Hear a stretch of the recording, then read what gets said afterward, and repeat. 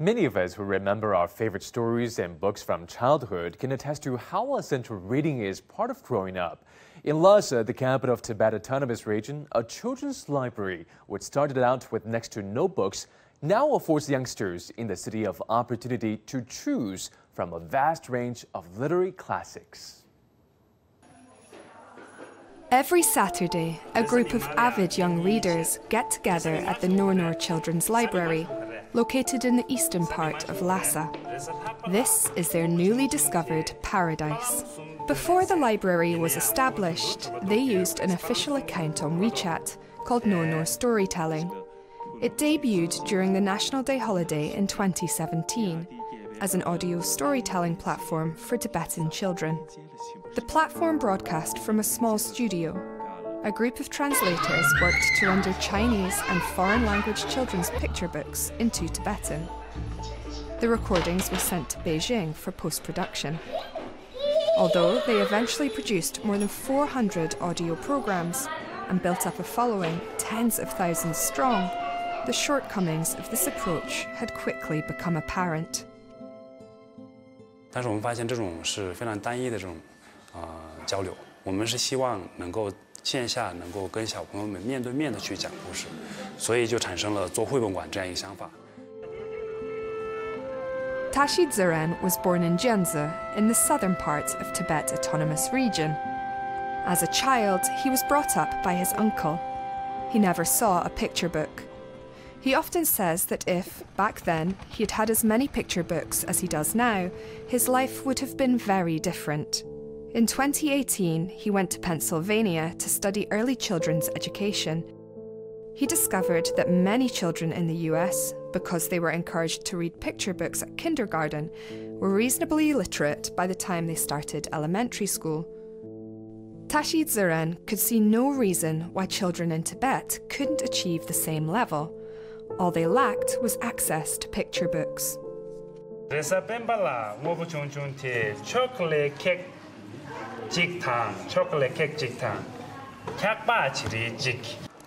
It was relatively easy to acquire the books.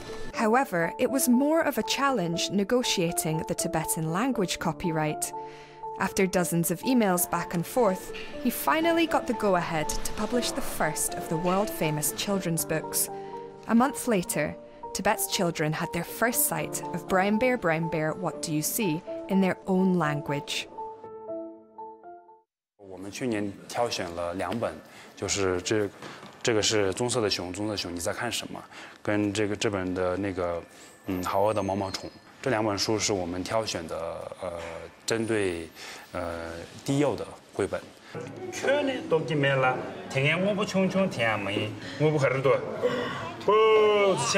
然后这2本书的话，就是尤其是这个好饿的毛毛虫，它本身是一本非常知名的儿童绘本，几乎全世界大多数国家都有各自的语言的版本。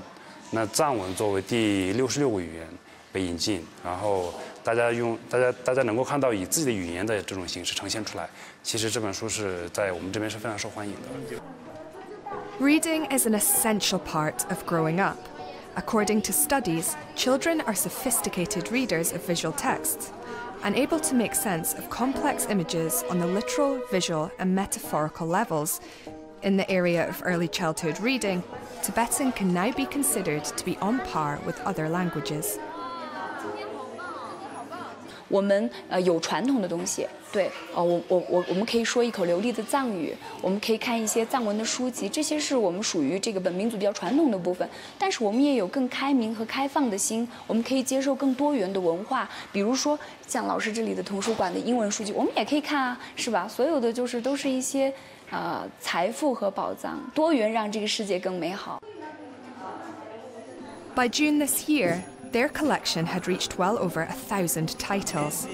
Whatever the picture book, as long as it's popular on the international market, Tashi Ziren will try everything possible to make it available in Tibetan. In a very short time, the children's library has developed from nothing to the point where it now affords youngsters in Lhasa the opportunity to choose from a vast range of literary classics. Besides Tibetan language picture books, they also have access to stories in Chinese and English. Traditionally, Tibet's children have had to travel to other parts of China to study if they want to broaden their experience and improve themselves. May's mother was sent away to study as a girl. Now, as the mother of a 7-year-old girl herself, she no longer thinks there's any need for her daughter to leave home in search of opportunities. 以前的话，大家因为为什么一直想出去？因为你在这边很多东西看不到。现在反而，我觉得像他到了6年级，我不会再送他出去了，因为只要是我们自己寒暑假，然后尤其是在平常给他看的东西、听的东西，然后接触的东西多一点的话，可能就不会说是再需要出去。要我一份，我最喜欢听乐仪的。